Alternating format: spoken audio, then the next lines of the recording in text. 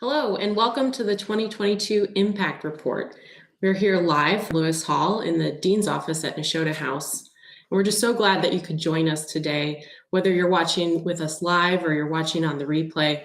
We're just excited for this opportunity to share with you a little bit about the truly extraordinary year we had in 2022 at Nashotah House, and to highlight all the ways that your generosity are making a difference here on this campus.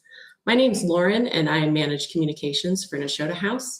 And today I'm joined by our Dean, Dr. Garwood Anderson. Thanks for being here. No, thank you for doing this. It was just great to see this impact report, and I've been so excited about this chance to talk with the people whose generosity have made this year possible. So thanks for putting this together. Well, so this is how it's going to work. We're going to dive into the 2022 impact report, and you should have already received that in an email from us. We encourage you to pull up the report if you're able and to follow along as we make our way through it during this presentation. I'm going to ask Dr. Anderson some questions about the impact report and get sort of the story behind the data points there. And then we're going to turn to your questions. You've submitted some questions in advance of today. We'll get to those, and we'll also be monitoring the live chat on YouTube. If questions pop up for you as we're making our way through the presentation, feel free to drop them there, and we'll get to them as we have time. But before we begin, we just want to say thank you so much for your investment in this place at this moment in time. Everything we're about to highlight in this report truly could not be possible without your investment in this place and your commitment to the mission of Nashotah House. And we hope you're encouraged, just as we are, by what God is doing on this campus and in his church. Yeah, you know, I just want to re-emphasize that. I couldn't have said it better than you did, but that's what makes this morning so exciting for us, is that we have a chance just to say thank you to the folks that have been so generous to us and invested in us. And we feel like one of the best ways that we can say thank you is to let you know what's happening with the investments that you're making. What are we doing with them? Why do we think this matters? And what are you a part of, and what sort of partnership do you have? So thank you so much again for putting this together, and all of you for joining us. All right, let's begin. Well, before we get into the specifics of the report and the numbers, let's just take a step back and say, and my question for you is, what was the headline from 2022 at Nashotah House, and how would you briefly describe the kind of year that we had? All right, headline. So you're obviously a journalist. You know how hard it is to write headlines. But what if something like bucking trends and beating the odds? How's that? I think that kind of describes the sort of year, the last several years that we've been having. And of course, everybody knows that the theological seminaries are in a challenging era, and we see that nowhere more readily than in our Anglican tradition, where, you know, seminaries are leaving residential education behind, or maybe embedding in another institution, or combining and that sort of thing. And of course, we stand with all of them and hoping for the best. But one of the things that's happened in Nashotah is that we've sort of been moving in the other direction, and that thrills us. And again, your partnership with us is what makes that possible. So to that point, on page 14 of the impact report, we talk about our enrollment growth, and we see a pretty clear upward trend over the past 5 years or so. The people who are watching today likely know that from 2017 to 2021, we saw a near doubling in our full-time equivalent enrollment. Talk about that trend that we've seen over the past 5 years. Yeah, absolutely. So, I mean, it really is amazing to us that over these past 5 years, we've been able to see literally twice as many students come and be a part of what we're doing here, and the footprint of Nashotah House is thus increased. Sometimes people ask me, well, like, why is that happening? And I mean, the first thing I would always point to is we just have a very committed and dedicated staff and faculty. And what we've learned is that when people come and visit, they experience a kind of hospitality. They get to know the people here. They see a difference in the manner of life. And it's very attractive, whether they can come and be a student or not. almost everybody who leaves after that says, I really would like to. And so I think that's really the first thing. And then I think we're also been very active in trying to build relationships across all of the jurisdictions and dioceses that we have relationships with, and reconnecting with relationships that have sort of gone away, and rebuilding those bridges and strengthening the partnerships that we have with others. So I think that's a second thing. But I really think the biggest thing actually is not just sort of effort, but it's that Nashotah House just happens to be the right kind of place at the right time. And what I mean by that is that we're living in an era where people want, if they're religiously affiliated, or they want the real thing. They don't want kind of just something superficial or merely a commodified theological education. They want to be formed, and they want to be formed deeply. And when they see that Nashotah House does that, and I'll say really like no other seminary, it's highly attractive. And like I say, if they come and see it, they probably want to have that as their formation also. Well, so we see that growth over the past 5 years, but then in 2022, we see a plateau that is on the chart there. What happened this school year? So now I know you're a journalist. You're asking these questions. Well, of course, we would love to never plateau and grow every year until we couldn't hold anymore. 2022 was a consolidating year, and it's actually, in a lot of ways, good news. One reason that we sort of plateaued in the total number of students is because we're graduating more now. So inevitably, you have students who have a thesis to finish or some final work to do, and we've been trying to help them get that done, and we're succeeding. And so we're having larger graduating classes. In fact, what happened this past year is we admitted and enrolled more students than the previous years, but we just have this higher graduation rate. So that's a sort of a good news. And the other thing that we discovered when we looked at it is we have more students taking more credits, or not more students, but more credits taken by about the same number of students. So there's a kind of a true consolidation and a different kind of growth that we've had. But what we know now is that as the graduation rates continue to grow, our enrollment and the recruitment will just have to grow all the more to keep our growth pattern. And I mean, we know that we're up against some challenges in growing our enrollment. What are those? Sure. I mean, that's kind of goes back to my original comment about what seminaries are facing these days. I think that probably one of the biggest things that we're facing is seminaries have become innovative and have decided to try to find ways that maximize accessibility, that shorten the path through theological education, and maybe do it for the least cost and over the least amount of time. And at Nashotah House, we've sort of taken the other approach, which is to say, we really think that the church can't afford to do theological education entirely on the cheap, or take the path of least resistance.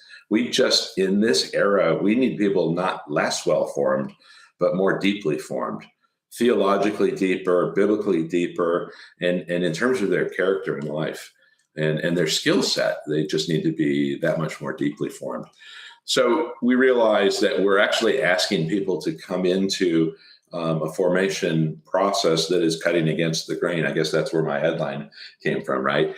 And what we're finding is once people understand the difference and they see it for themselves, it becomes highly attractive, and they're willing to actually to support that and take it on themselves. And again, this is where donors come in for Nashotah House. The generosity of donors makes it possible for us to help defray those costs. And we find that our students, the last time we looked, like 10% of our residential students have student loans. So they're not leaving here with big debts or that sort of thing. They're really getting help from us. Then our help comes from you. And they're finding that it is doable, although it is a big commitment. So the report also highlights how we're growing partnerships throughout the country. And a big part of that is how much we're traveling. And by we, I mean you mostly. Your chapel seat's been pretty conspicuously empty They tell me year. that. Yes, I hear about it. And you may ask yourself this too when you're at General Mitchell for the 4th weekend in a row. Yeah. But you've been traveling a lot. Why are you traveling so much? And what are you doing? Right. Yeah. So we, contrary to possible rumors, I'm not escaping Wisconsin winters for southern climes, although I often travel to the south. I also travel there in the summer when it's not so attractive. That's not what it's about. What we decided in early 22, we restructured Nashotah House to make it possible to have more people internally be able to lead, empowered to make decisions and to run our institution, so that I could be freer to travel and to really work on building and rebuilding those partnerships and friendships. And there just isn't a better way to do that than to meet with people in person. And to meet with churches and parishes and dioceses, and to tell our story in a personal way, so that it's not just sort of on paper, which you do so well, or, by email blasts and that sort of thing, but actually to put a face on it and do it in person. It's been yielding tremendous results. How do you spend your time when you're out there on the road? Yeah, I actually always try to do 4 things if possible. So if I can have a chance to preach in a church, and hopefully also to teach, I really enjoy that. It also gives people a little bit of a flavor of what do people get at Nashotah House. And then if possible, I love to have a meeting or appointment with bishop or bishops that are local and tell them about Nashotah House in person. I try to, whenever it's possible, to have a gathering of alumni.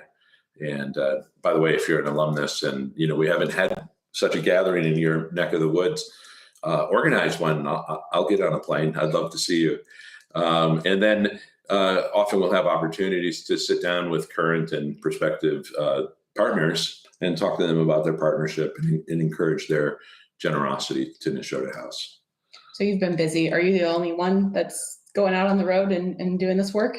I do a lot, but by no means the only one. Of course, our missions director does some traveling for us, as does our director of ministry formation, our development officer, our alumni coordinator also. So a number of people are doing this with me also. But yeah, it's quite a bit. Mm-hmm. So speaking of alumni, the report also highlights our deepening of engagement with our alumni. I would hope that if our alumni are watching today, they've noticed that they might be hearing from us a little bit more over the past 9 months, 12 months or so. And you've highlighted in your State of the Seminary address last year about the centrality of alumni in our mission. What has it looked like for us to increase our alumni engagement over the past year or so, and why is that so important to the mission? Yeah, I love that question, because our alumni are everything. They're everything to Nashotah House, because their existence is why we exist, and their ministry is why we exist. So our alumni go out and do great things for Jesus in the church, and they're therefore so important to us. So what we've been, by the way, they are our best recruiters. Their presence to prospective students is often the primary way that people hear about us and are persuaded to come here. They also, through their parishes and personally, they've become very generous donors.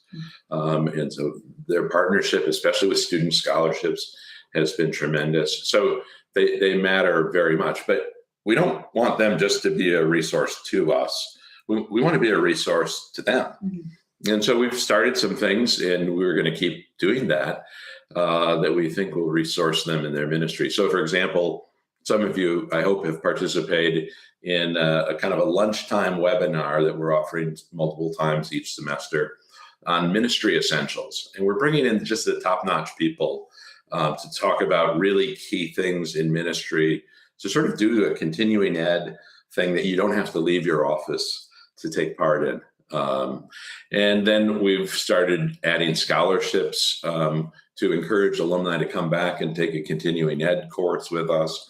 And there'll be more where all of that came from. We have Deacon Rebecca Terhune has become our alumni coordinator, and she's just incredible about connecting with people, and she's never short of ideas. We can't do all of her ideas all at once, but she's never short of ideas, and you're just going to see more engagement that way as time goes by. And you mentioned the regional gatherings for alumni in Right. particular parts of the country. Whenever we can. That's been happening as well. Yeah, and the best people to do that are the alumni. Mm-hmm. So if you're in some part of the country and you think, hey, it'd be fun to get our Nashotah people together, do it and tell us. And that will be the most effective way to send an invite to me or someone else to come and visit you. Well, I want to turn to giving in 2022. Lastly, but definitely not least importantly, we see the little bar graph there, the big red spike. Thankfully, it's not a little bar graph. It's kind of a tall bar graph. Yeah, it's pretty. Yeah, right, exactly. But we see the red bar, definitely an increase in 2022 in unrestricted giving. Mm-hmm. What happened and how did that happen? Right. Well, I'm sure it has something to do, at least, with what we were just talking about, is getting out, telling our story more frequently and more personally, the investment of our alumni, all of that has a big part to do with this. But I mean, I was just floored when we actually did the report to find out, okay, so we went from 500 and something to 850 or something like that.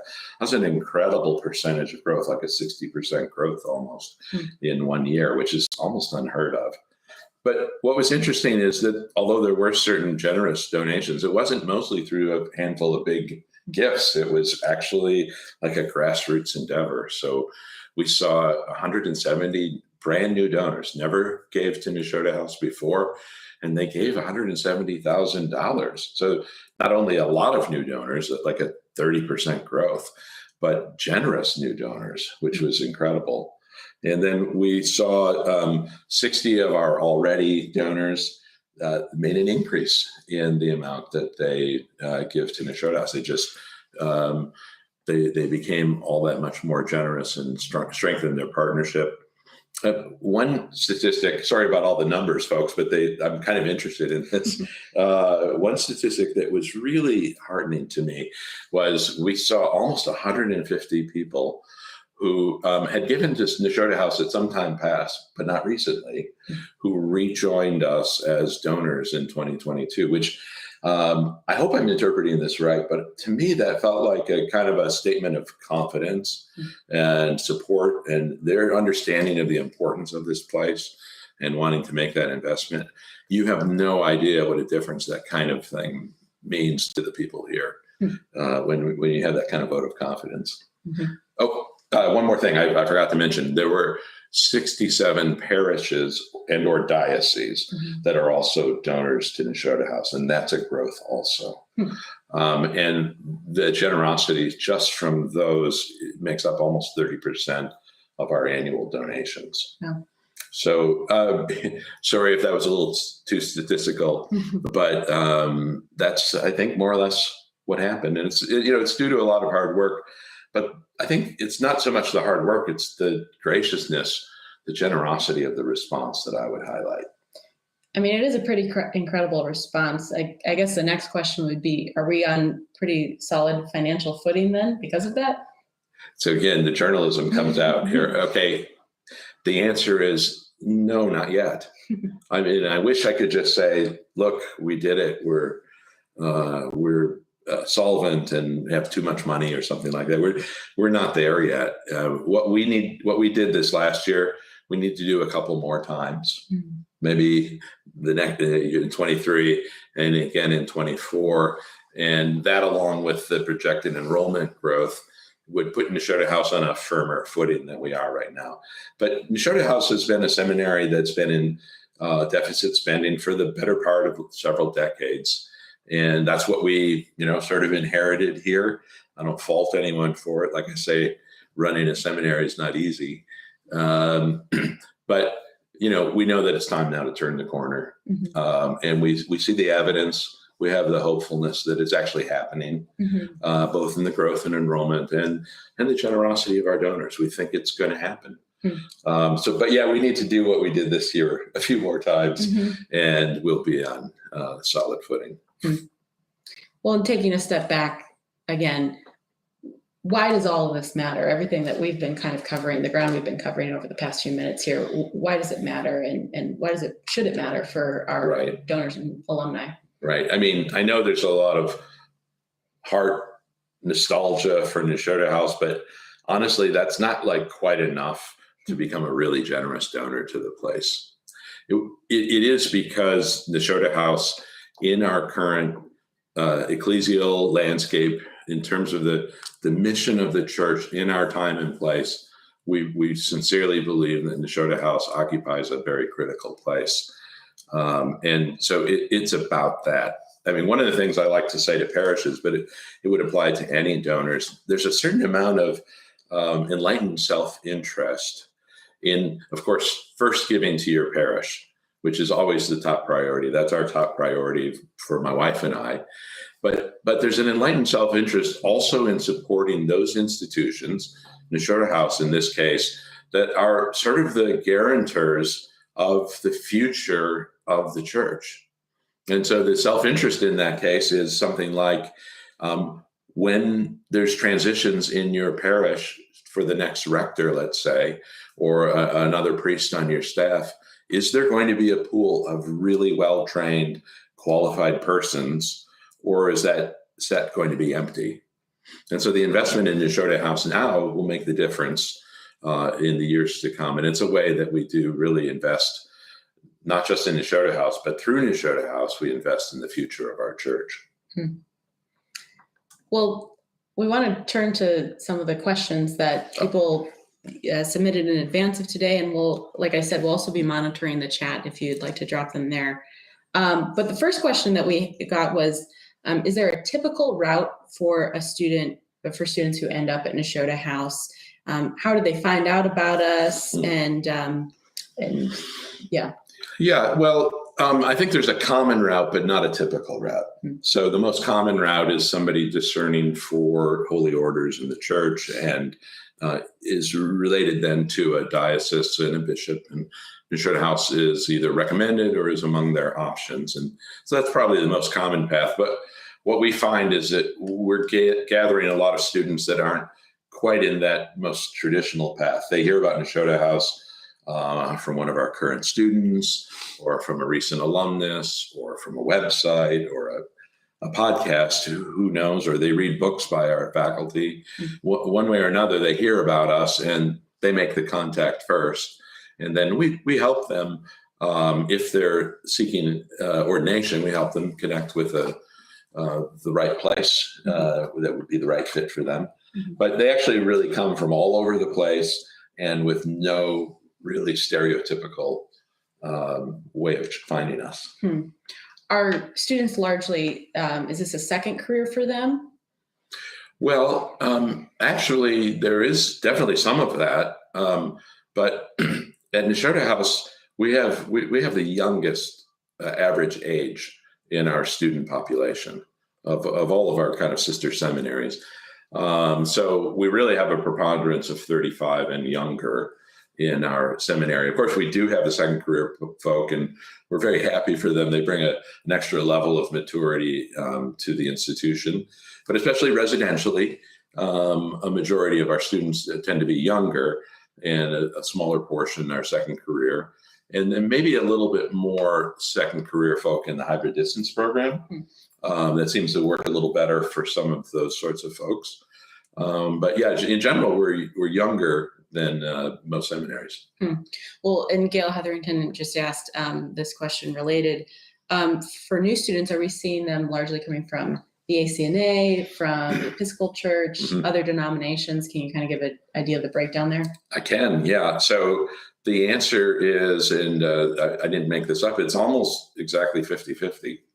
So about 50% of our students that identify as Anglican come from the Episcopal Church, and about 50% that identify as Anglicans come from the ACNA or other continuing Anglican groups. So it's about 50-50, a little more weighted toward the Episcopal Church among the residential students, a little more weighted toward ACNA and continuing in our hybrid distance program and in the advanced degrees. But we consider that we delight over that, frankly.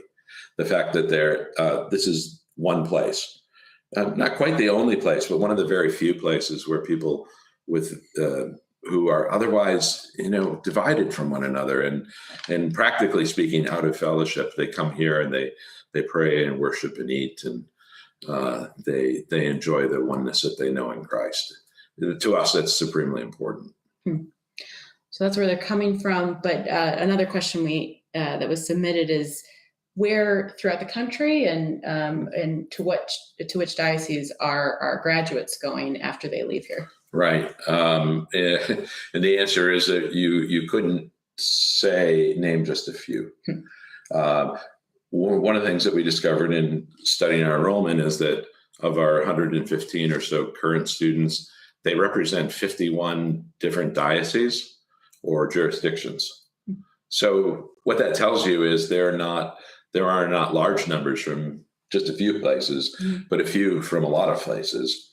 And so the most common path is that they'll go back to their senders. But sometimes, like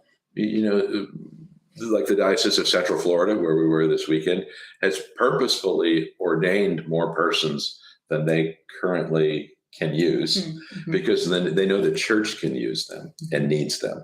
And so sometimes somebody might come from a diocese that has been gracious enough, kind enough to do the effort and see them through the ordination process, but then really gifts them to the church so that they can serve somewhere else.